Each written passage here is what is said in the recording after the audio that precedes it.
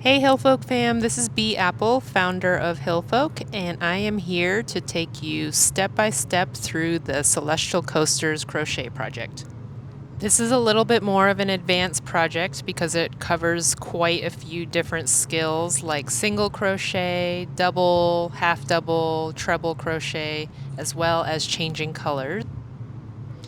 So here I've done the magic loop and chain 3, which counts as the first stitch, and now I'm getting ready to start my double crochets. So start your double crochet by doing 1 yarn over and then inserting the hook into the center of your magic loop, doing another yarn over and pulling that yarn over through the magic loop,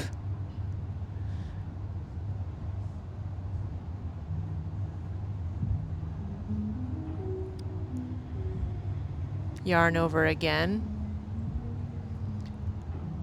and then pull that yarn over through the first 2 loops on the hook.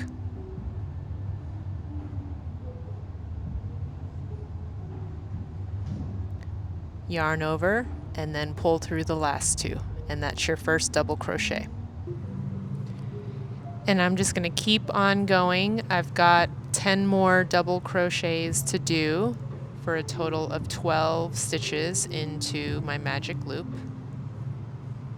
Slowing this down to half speed, doing it again. You're doing a yarn over into the magic loop, yarn over again, yarn over, pull that yarn over through the first 2 loops on the hook,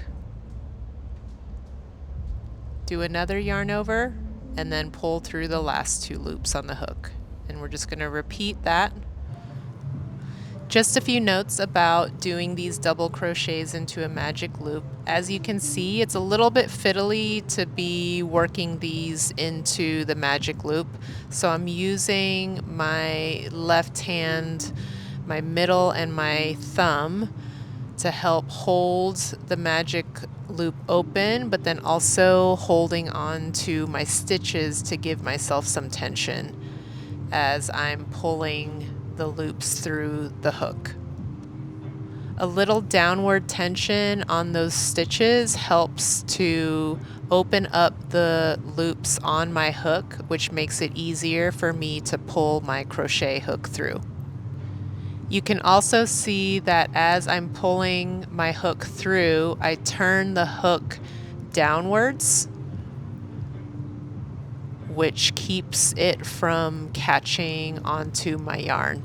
Every once in a while, you're gonna catch the yarn and it'll split it, but you just gotta back out, reverse the motion, and then redo the wrap. So I'm going to keep doing this for a few more stitches and then get ready to tighten that magic loop to close it up. And then we're going to do a slip stitch to join the beginning of the round to the end of the round. I'm just counting my stitches to make sure that I have 12 double crochets. Remember that chain 3 that we did in the beginning counts as your first double crochet. And now I am pulling on the short tail to close up that magic ring. And then I'm going to do a slip stitch into that chain 3 to close my loop.